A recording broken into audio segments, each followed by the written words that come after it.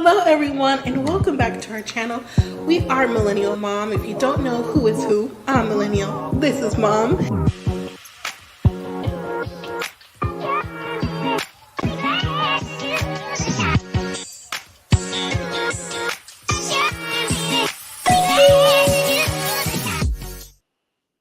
Hello, everyone, and welcome back to our channel. If you're new here, I'm Mom or Kay from Millennial Mom. And listen, if you were on the very first live, I apologize. I had some communication issues with my mic. We're phone talk there. Didn't hear me, but hopefully you all found the link, made it back. Thank you for bearing with me. Thank you to everyone who has already hit that like button. Don't forget to hit that subscribe. If you haven't already subscribed, please do so. Don't forget to leave your comments. I am looking forward to reading your comments, see what you think about the show. Hi, Sharon. Thank you for coming back. Sorry for the delay. I'm glad you can hear me now. I had to move locations, move equipment, so different location, but thank you for bearing with me. And hopefully everyone else will come back, get that link and come back in too. So thank you for telling me, because I was just talking away. Y'all didn't hear a word I said. So hi, Dolores. Thank you for coming back. Thank you so much. I appreciate it. And like I said, hopefully everyone else will hit that link to know that I'm back on live. So you got to excuse the lighting. I was just trying to hurry up and come back on for you guys because I don't want to keep you too long. I know you all have other things to do. So just want to get you started with the show. What I was saying was welcome. Nice to see you. Thank you for supporting our channel. I'm really looking forward to this 90-Day Fiancé the other way this whole season, because it looks like it's already starting out to be a mess, even with the couples or two that we haven't seen already. I was wishing and hoping everyone was doing fine. You're safe, you're well, and going forward. So how are you, Sharon, today? How are you, Dolores, and anyone else in the chat who may not be commenting or is in the bushes? Hopefully everyone is well. Hopefully everyone is well. So again, bear with me. We'll get it together for future broadcasts. So again, I apologize. So, all right. Well, it is 90 Day the other way. Like I said, did you all see the episode last night? Or are you just waiting for the review? Because this episode, just like the picture that I put up for the lady Nicole, I don't know why. I just don't understand her logic. I don't understand why she's going back to Egypt, why she even feels like this is her to do when she's already come back and forth a few times. I don't get Nicole. Or is it because I'm in a particular age group now, or just particular point in my life where I know more right from wrong and more common sense, and like questioning why would you do something like that? But I don't know. So all right, what do you think, ladies? What do you think so far? And anyone else in the bushes on the replay about Nicole so far that you've seen from her last night? We're going to touch on her, but you know what? I think I'll just go ahead and touch on her first. What do you think? All right, so we were introduced to Nicole and Mahmoud. Nicole lives in Los Angeles. She met her husband in Egypt while she was on a spiritual journey. She found herself in Egypt. She met him in a clothing store, not a clothing store, like a fabric store. And he asked her just out the blue, do you want to get married? Do you think, you want to be my wife? And I'm thinking again, why would you think this is real? Because Nicole at first said she didn't think it was real, but she was like, yeah, whatever. But then she ended up getting married to him. I just don't understand how they make it make sense. Oh, you watched last night? Dolores, good. Okay, well, Nicole said she's planning on moving to Egypt permanently this time. Nicole's background is I think she comes from a small town.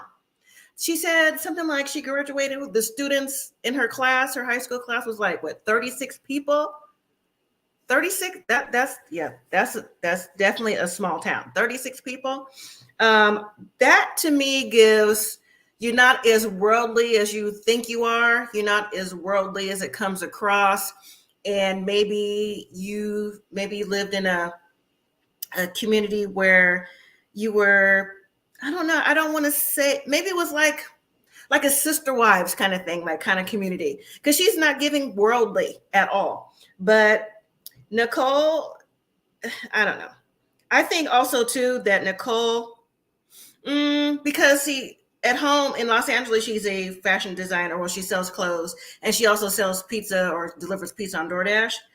I don't know. I think maybe that she kind of likes this storyline and maybe found a way to get on 90 Day Fiance the other way, because for her to go back and forth to Egypt, for not liking the cultural restrictions they have there, for not being able to like hug anyone that's outside of your dad, just the different things that she's not thinking that her life still will be from America to Egypt. There's something going on with Nicole. I mean, she doesn't give me ditzy or dingy, but she just gives me the quote like Angela Michael uses, like, I'm from America, so I should be able to do American things. No, I have to disagree. I'm just guessing that's what she's thinking, but that's what I'm getting from her. But Nicole says that things started to fall apart every time that they were together. She said they had been married for 11 months.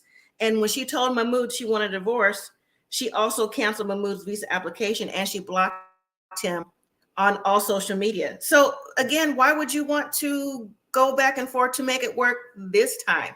I mean, we already did it twice. What is it that she feels that's going to change? What do you all think? Like, why do you think that Nicole thinks that this time's going to change? Because he's still going to want her to dress a certain way because that's his tradition, that's his culture. She still can't be talking to other men or any other associates like that. She still has to toe the line living in Egypt. And apparently he's part of the Muslim culture over there in Egypt. So there's lots of restrictions that they can and can't do. All that makeup she's got on, all the just living a free spirit. That's what it is. Nicole gives me free spirit vibes. You know, that's definitely what it is. But Nicole says that he only wanted to be married to somebody that lives up to his standards of someone who a wife should be. And Nicole was saying how to her friends that he wants to change everything about her. But again, it's the cultural differences. It's not necessarily changing everything about her, it's changing for her to fit into the society. That's just something that she is not getting. Or do you all think this is just for production and just to be on TV or for an agenda? Because I honestly, truly, I don't get it. What do you all think if you have any comments about it? But let's see. So Nicole says her biggest concern with Mahmoud is the expectations of her being his wife. She's saying that Mahmoud says that her clothes are too tight. Every time she turns around, there's a new rule she has to follow.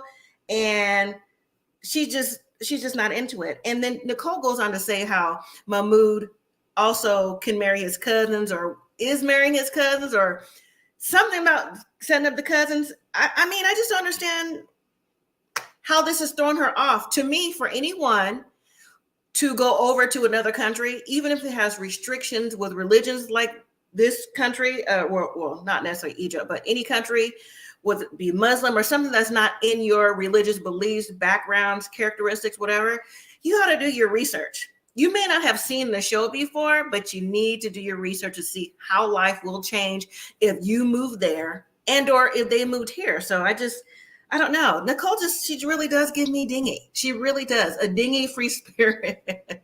I don't know. Jay Sharon, free spirit sounds about right. Dolores said it won't change due to cultural differences.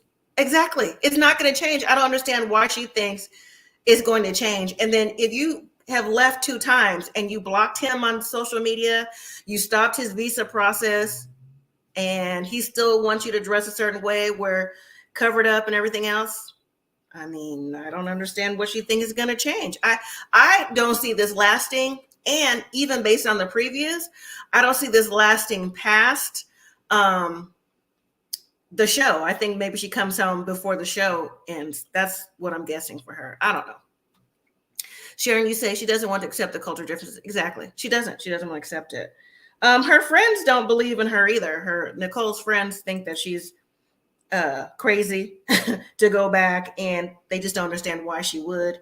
I don't either. But again, How do you not know the rules of where you're going, especially the fashion rules in Egypt, the parties that she's going to, and then just being adamant and not being flexible or trying to change what she's going to do. So I don't know. Nicole is going to be in for a long ride. She's already crying on upcoming episodes. She's already a mess to me, and she hasn't even got over that. We haven't even met Mahmoud yet. Let's just move to Jen and Rishi.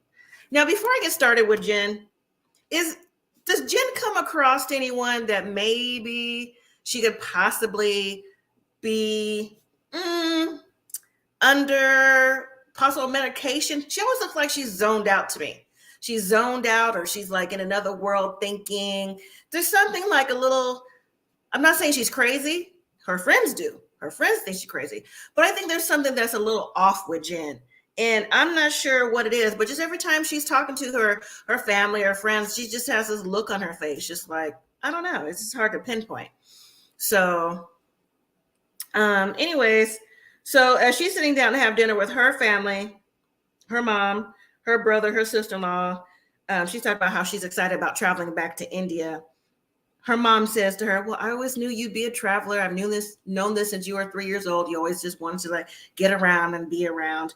But remember, or if you saw the episode last week when Jen was talking to her brother, saying that she was going to go back to India and get married to Rishi, the brother was skeptical because he was saying that Jen doesn't have the best track record when it comes to being with men or dating or being married, whatever the case may be, and that she's always had like not the best man for her. Like maybe she was doing too much relationships, or they broke her heart, or whatever the case may be. But when she told her family, her immediate family, that she was going to India, what's she saying, the next couple of days to get married, and they were, real soon to get married. They're like, really? Well, what does his family think about you? And then Jen threw out all these explanations as to why his family, Rishi's family, didn't necessarily know about her and that engagement. And, later on we see her meet with her friends. And one of the friends says something that I'm surprised the family didn't say, like, red flag, red flag, red flag. Jen says that even though Rishi, he comes from that Indian culture where they believe in arranged marriages, and that her and Rishi don't necessarily have that type of relationship. They have a love relationship where it's viewed as not arranged, but something outside of being arranged because she's not Indian. And so that way it would be more accepted.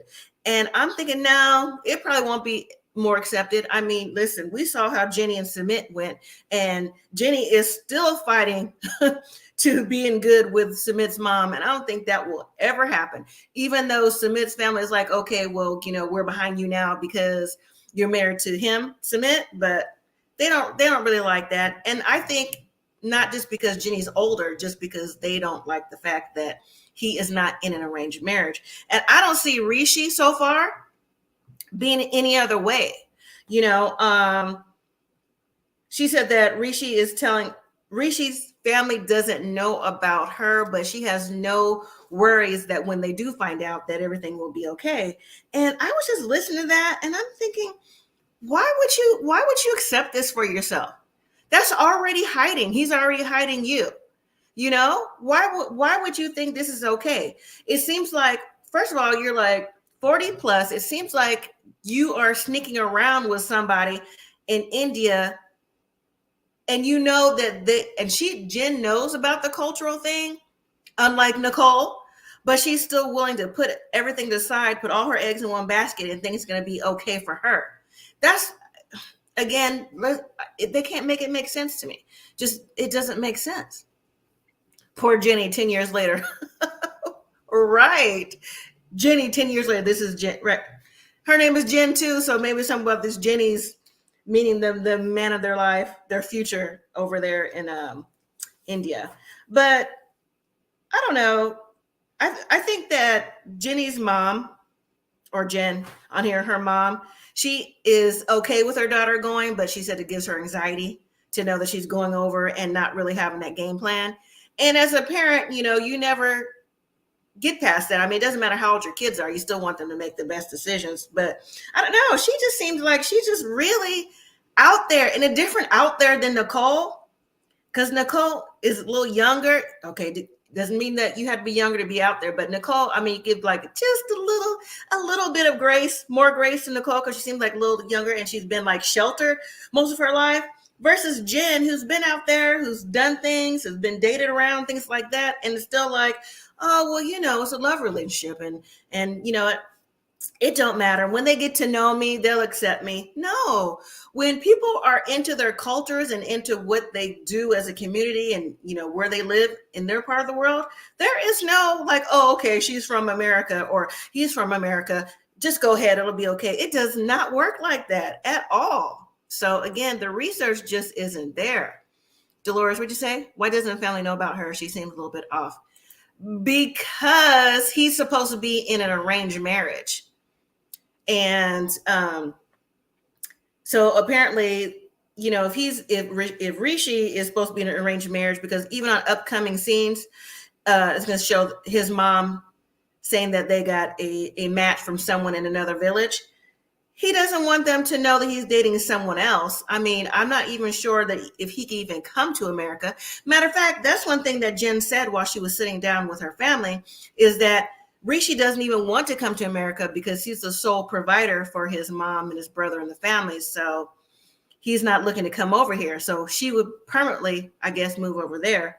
And also another thing too about Rishi is that when we first met him, they said that he went to school to be a lawyer, but now he's a personal trainer. So I guess that's how he's meeting these people on these websites and this and that. But I don't know. Again, I think Jen is also has all her eggs in one basket, and she doesn't understand the cultural thing either. And I'm just going to jump out on a limb and say I think that Rishi is using her already. He's already using her. That's what I think. And I think perhaps he does want to come over to the States, but I just think that she's so gullible and just ready for love with whoever. This is just what Jen is willing to accept. Now, later on, when Jen meets with her friends, you know, I think, you know, there should be more friends on this show and other shows too that give it to you straight, no chaser. Because when she tells her friends she's moved to India, they pretty much tell her that she is out of her mind. One of her friends calls her insane. You know, the friend said, you're the definition of insane. If you look on the definition, there's your picture. I was like, wow. So apparently Jen has had a history of meeting and or dating the wrong men or falling for people maybe she shouldn't have fallen for before.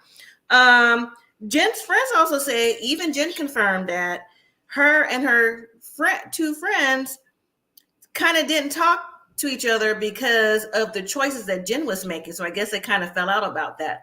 So I personally had a small issue with that because, listen, if that's your friend that you've known from childhood, and just because you're dating somebody, I mean, unless it wasn't some DV situation or whatever, I mean, you have to make those mistakes on your own. I'm just not going to stop talking to you unless something truly drastic happened. But they got back together. Yeah, her friends are really outspoken, and they're just saying that Jen has a pattern with men, her picker is off, and she moves too fast in her relationships. And they're questioning her, why is the rush? Why does she feel like she's got to marry him now? So she gives them a little bit of the same story that she gave to her family, the reason why she's moving over there. He has to take care of his family. He's not looking forward to a green card.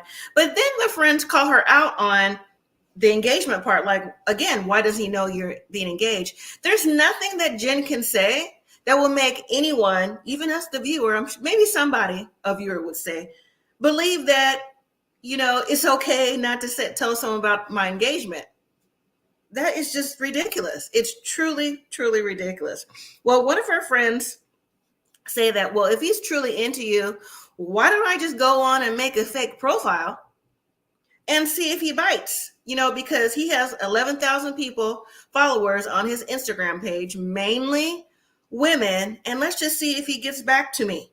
And so when we see Jen again, The friend is back on the show. She's saying, well, yeah, Rishi reached out to me. And so when she was saying what he was talking about, Jen's response was, well, he didn't say anything that was incriminating. So the friend was saying, well, you're making excuses for him. The point is, he reached out, asked how I knew him and where I was from.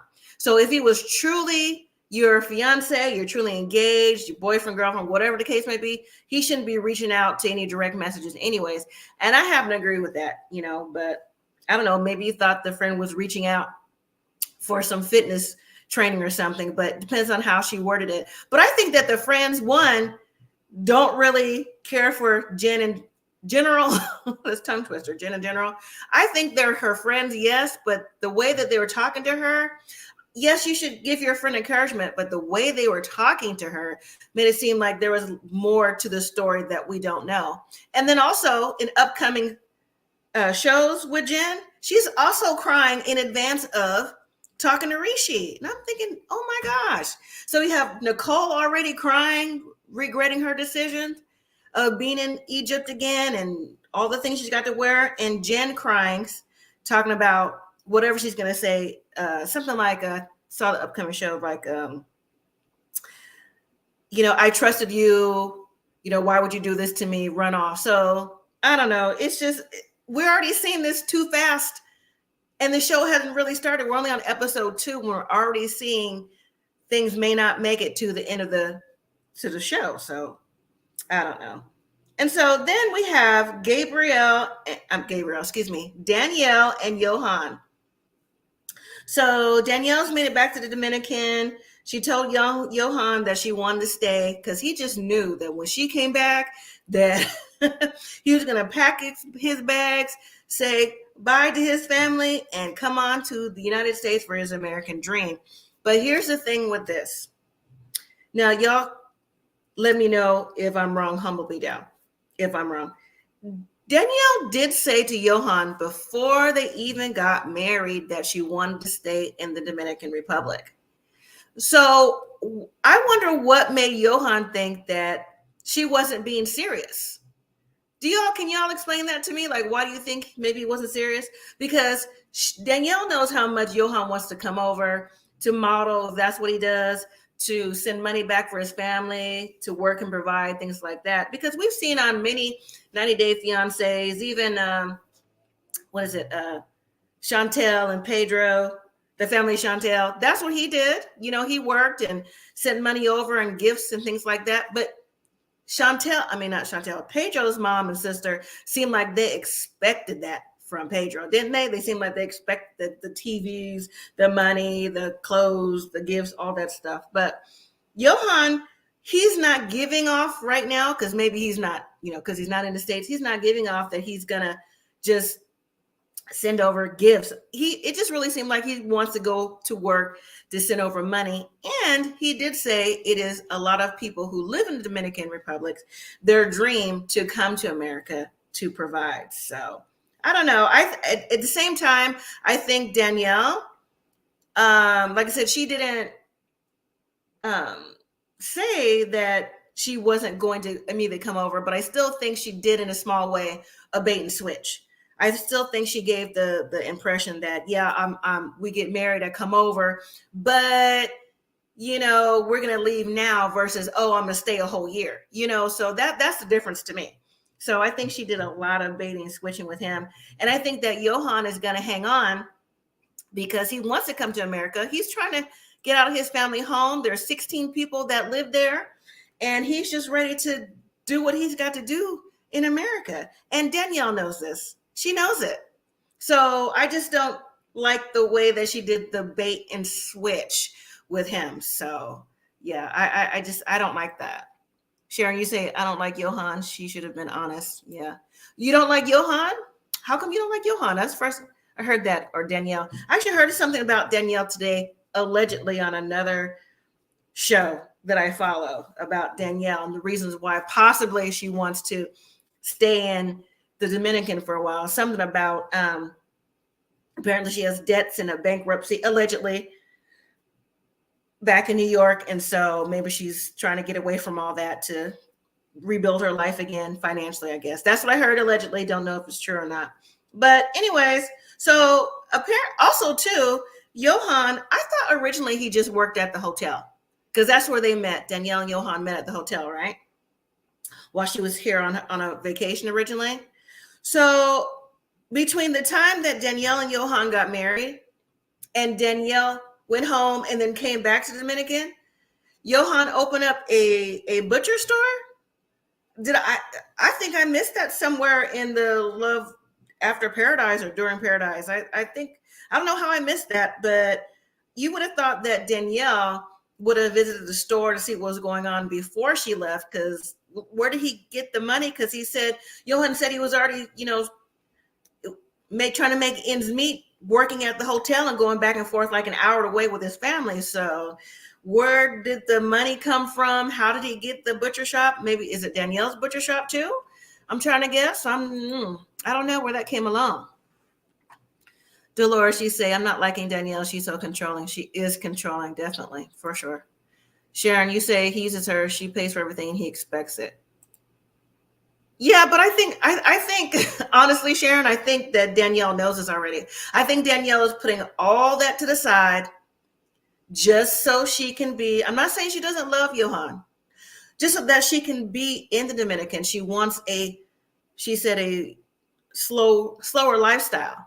But like I said, I heard earlier today, this is all alleged, that she went through a bankruptcy process. She has outstanding debts, outstanding things from when she was in New York. So I'm not sure if that's true, but maybe that's, again, why she wants to live in the Dominican for right now, to rebuild things, her lifestyle, whatever she's got going on. But like I said, I just want to know when this butcher shop came through.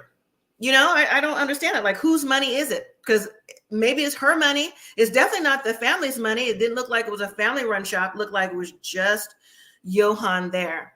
So let me read your comments. Sharon, you say, there's 16 people in this house. Don't they work? I don't know if they work. The only person I heard worked was Johan at the hotel that was an hour away. So if they work, I'm not sure what kind of work they do or where. But like I said, that butcher shop just came out the blue, because you would think it would have generated some additional income too. I'm not saying it doesn't, but I don't think it generates enough, because he's still trying to get to America on this American dream. You say the rent was $4,000 a month for rent.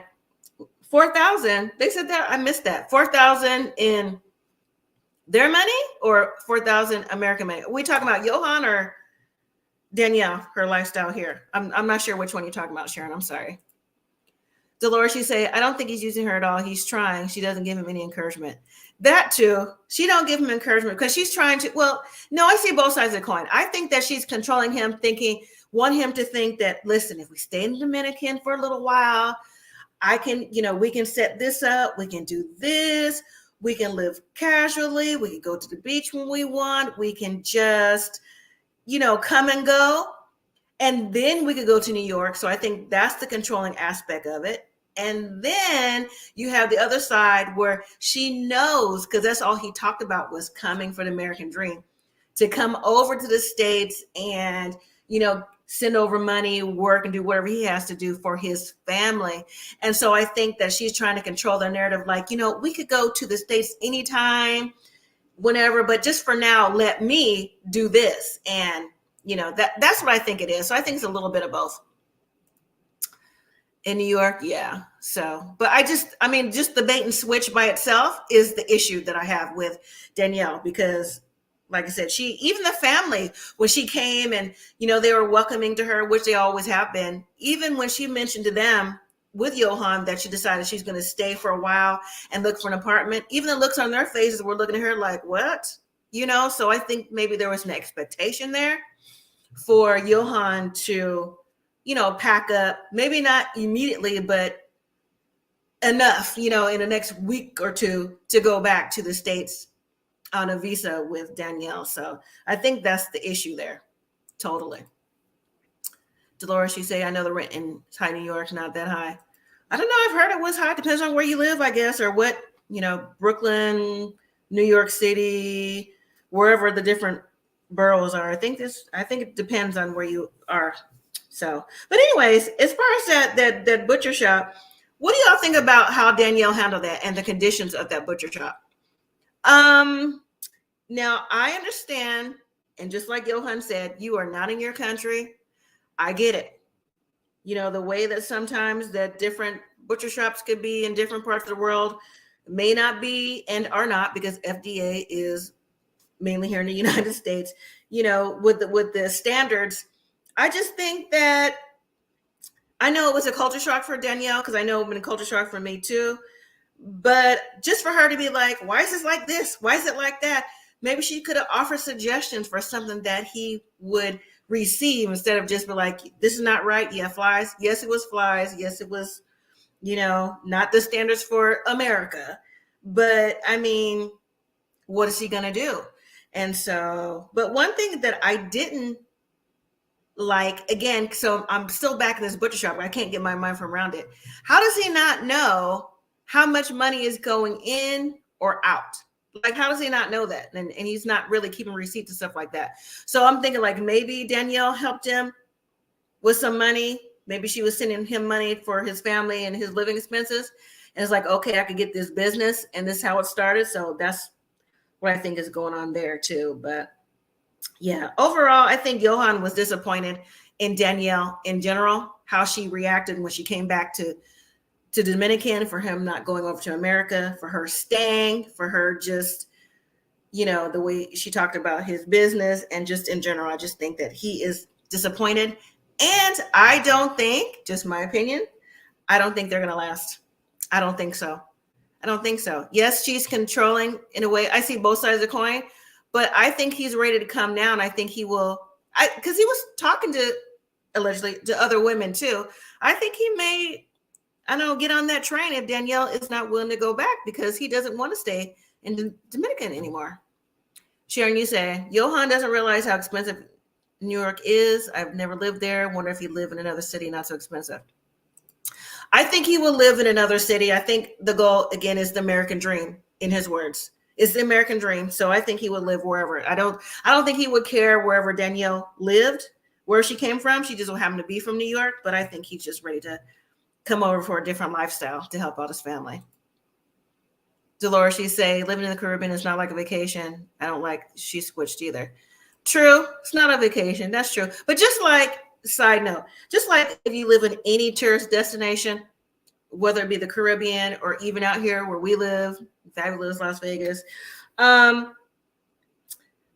things aren't as cheap even for the locals. We don't get tourist breaks. We don't get, just because we're locals, we have to pay almost the same premium prices, depends on where we go too.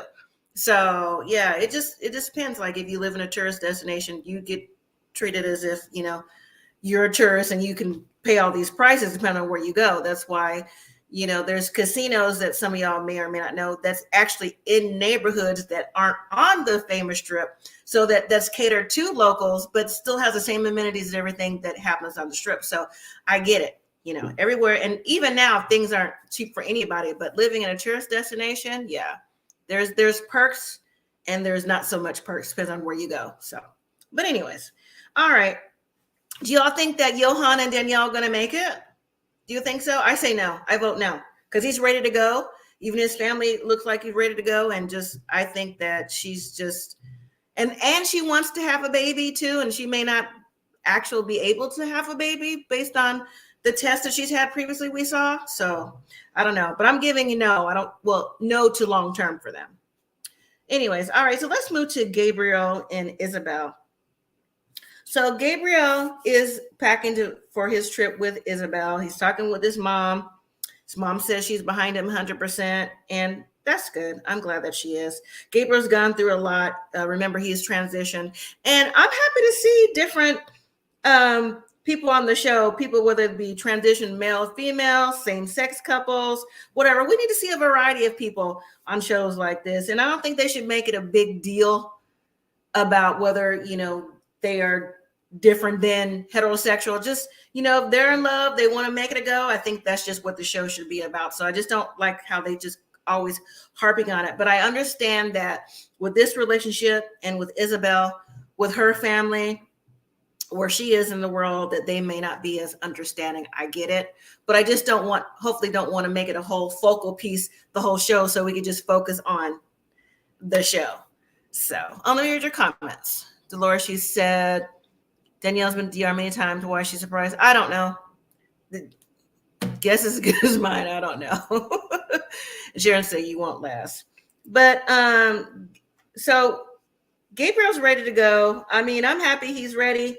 His mom is ready. His family's ready for him to go. Of course, anxiety when he gets to Colombia. Gabe explains to his mom, though, that even though he's been to Colombia before, he only has 94 days left on his visa. So apparently he had a 6-month visa and he's used half of that. So he's got to get married fairly quickly when he gets over there. Now, that's the part that his mom wasn't really happy about, him getting married really quick, but she's still behind her son 1,000%. Now, when we meet Isabel, well, she has 2 kids. She's got a 16-year-old daughter and an 11-year-old son. She gives a story about the kid's father, about things didn't work out with them both, and how she met Gabriel online, and how Gabriel told her he was trans online versus with a text message or direct message or whatever. And by that time, Isabel said that she was already had feelings or whatever, and it was okay for her. And the only difference is that she's concerned about is her 11-year-old son, because he's got a younger mindset, and her parents. Her 16-year-old daughter seems to be, she said her and her mom are best friends. So whatever her mom wants to do, she's fine with it. She said this is the first time that she's seen her mom, happy this way. Now, in the beginning, she was concerned, but she's okay now. And yeah, this is going to be very interesting to watch. I'm just curious to know if Isabel's family, we're going to see them on camera, because this situation, like I said, is and or can be touchy for some people, families, thinkings, lifestyles, countries, whatever, if you agree or not. I'm just curious to know if they will. I mean, as long as she is supportive and comfortable with Gabriel, she knows he's trans. He put it out there. Her daughter knows. Now you have to tell her son. As long as they like it, I like it. I mean, it's really nothing to talk about. I think it's just going to be her family dynamic if they accept it. So that's just what I think about that. It's not really too much to say about this couple right now until they actually do their day-to-day interaction. Yes, Mom was sort of sure. And say to us, pops up. Pop up. If she doesn't change her mind about coming back to US, no. Oh, yeah, that's true. So, but what do y'all think about Gabriel and Isabel? Do you think that his family will be on camera? Do you agree or disagree that, this, he was upfront and honest with her about being trans?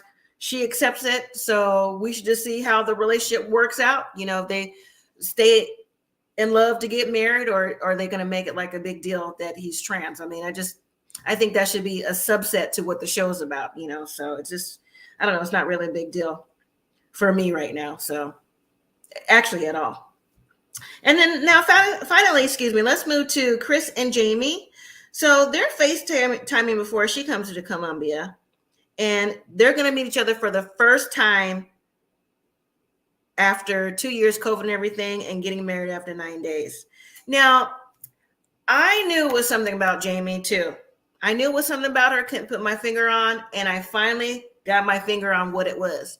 And it comes later on in the episode when Jamie is out getting her hair done at the hairdresser, who happens to be a friend from childhood and her other friend from childhood. And apparently Chris suffers from narcolepsy. I just knew, I'm not saying I knew that from Chris dressing up when we first met her. It just seemed like, again, something that seemed like with her too, with how she was looking, something seemed like it was like just a little off when we were seeing her in her confessionals. So, of course, Jamie is nervous. Chris is nervous too. Chris's kids are nervous for her. Why wouldn't you be, for someone you don't know, getting married, never seen, and then 9 days later you're getting married? But Chris says she might be crazy. She doesn't matter. Doesn't care. She's going to do it anyways. I'm not sure if I'm glad she's finally living in her truth. But I'm not sure if her past relationships, if she suffered from anything, maybe any mental PTSD, excuse me, trauma, it's kind of given that to me, not because she's in a same-sex relationship, but just the way that she talks about relationships and how she deals with relationships. That's what I think about Chris. I think that maybe something in her past, maybe because she wasn't true to herself, maybe came out and maybe she wasn't able to express herself. And then again, Chris also did say that she lives in a small town in Alabama and is considered a Bible Belt. So maybe she, I don't know, maybe she's just now able to come around for everything. And maybe, I think that's what it is. Maybe she's finally able to open up and it just comes across like something else. But again, we'll have to see how it plays out. I don't know. But the thing that concerns me with Chris is when Jamie said that while they were dating, that Chris disappeared for 20 days, or let's just go ahead and say 3 weeks to a month, without even saying anything, any communication, and then just to come back as if nothing happened. That's an issue too. I mean, every couple, red flag. I mean, just wave it around like we don't care. Red flag, red flag, red flag. And then Chris didn't have any reasons as to why she did that. And then during the time that they broke up, well, did they really break up after 3 weeks? The time that they weren't speaking, Jamie goes and gets online to talk to someone else she meets online. And it's a lady from Texas. And I'm thinking, how did you do that so far? Like, how did you do that so far already? Make it make sense to me. I don't understand these ladies. Read your comments.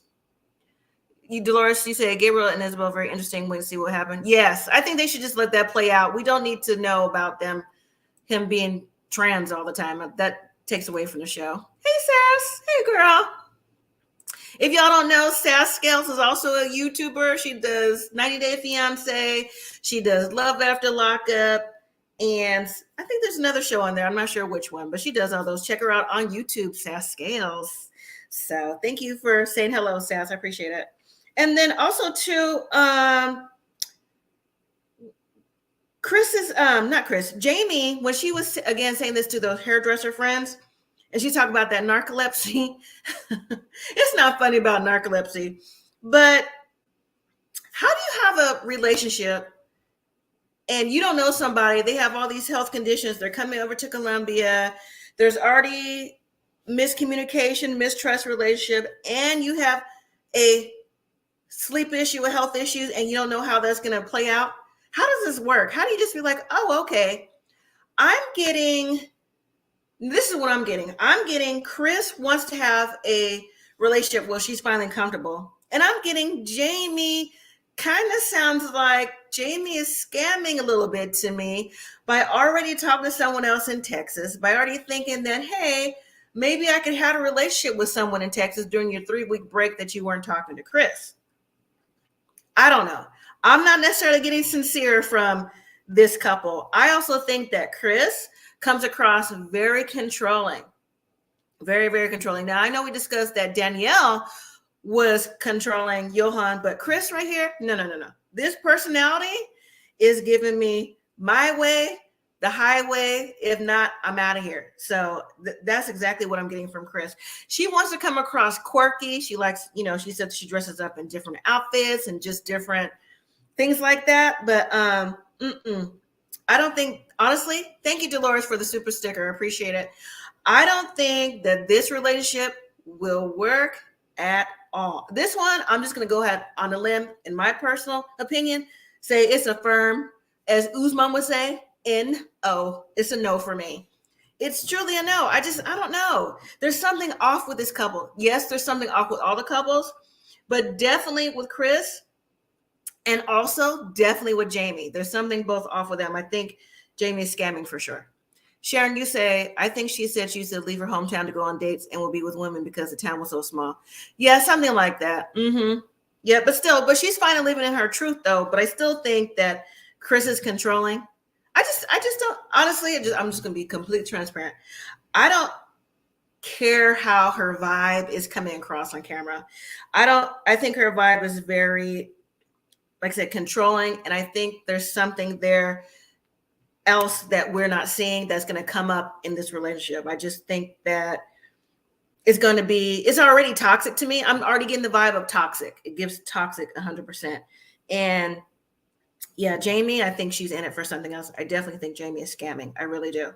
Now, next week, the lady we haven't seen, I know her name is Debbie. I can't think of his name right now. Maybe it's Muhammad Osama. No, Debbie and Osama.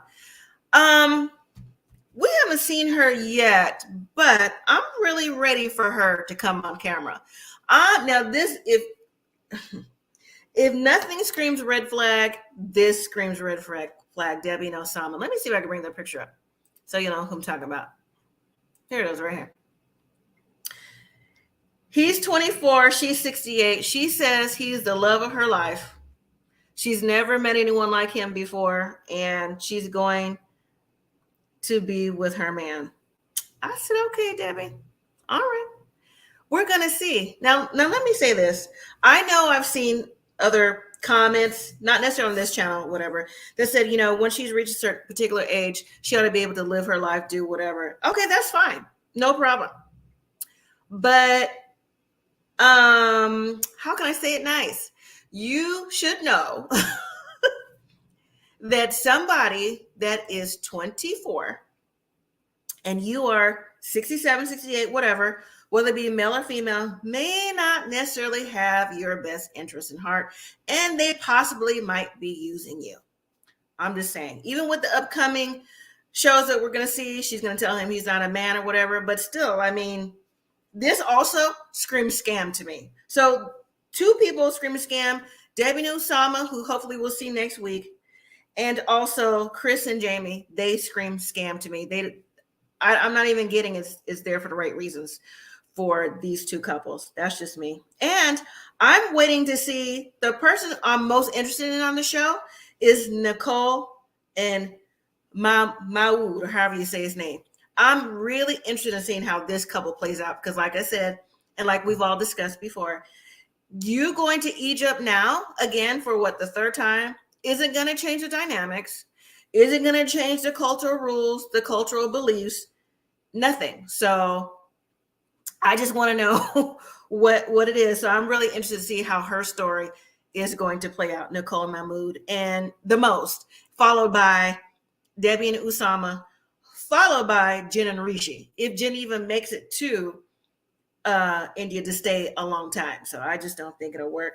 Do you all have any additional comments about the show? Anybody you're looking forward to seeing it play out, or anybody who you think won't work? I think Danielle and Johan, like I said, I don't think it's going to work long term because they're on different wavelengths. She wants to stay in Dominican for her own reasons. He's trying to get the American dream. I think he'll get it however he feels he can get it. Like I said about Jen and Rishi, I just don't see it working long term. That arranged marriage for Rishi and his family, no. And she even said that he doesn't want to come to America. I don't know. He's already also talking to other women on social media. So no. Gabriel and Isabel, I just want to see how it works out. Not even going to speculate on it. Just want to see how it works out. I just want to know if her family's going to be on camera. Because like Chris and Jamie, no. To me, red flags are ready for them. So that's what it is. But I think this is going to be a good season. Look, already looks like it's a mess. The upcoming shows already look like there's lots and lots of drama. There's lots of crying already. Nicole's already crying. Jen's already crying. The lady who hopefully we'll see next week, Miss Debbie, is already crying, saying that her young man isn't a man. So, I mean, what do you expect? He's 40 years younger than you. So I don't understand that. And I think Danielle's going to be crying real soon as the show goes on too, because, you know, this is not the lifestyle that Johan wants. But outside of that, that was the show. So I appreciate everyone joining. Did anyone have any other questions, comments, suggestions that you'd like to bring up or talk about before I go until next week? Anybody? Be happy to answer. So, yes, this is creepy. The too much of age difference. It is, Dolores. It's a big age difference. So very, very big. But I mean, if she thinks for now it's going to work, she met the love of her life, then that's just what it is. We'll have to watch it play out. So, all right, everyone. Well, I'll be back on Mondays for the show live every Monday to talk about 90 Day Fiancé the other way. Don't forget to hit that like button and subscribe if you haven't already. Don't forget to about our Married at First Sight videos that we do. I think I'm going to temporarily stop Love After Lockup and possibly pick up on the next season for right now. And if you're watching Love Without Borders, that show is over. So we just have the 90 Day Fiancé and the Married at First Sight for now. And that's what we will do. So I will go live for this on Mondays, and also Married at First Sight. You have the review that you can watch, and also do live on Thursday. So I'll be live 2 times a week going forward. So say, Sharon, maybe Gabriel might work. Everyone else will know. Yeah, we'll see. We'll see. So, all right, everyone. Thank you so much for watching. Don't forget to hit that. Again, like, subscribe, share, and comment. And until next time, everyone, take care. Live simply. Be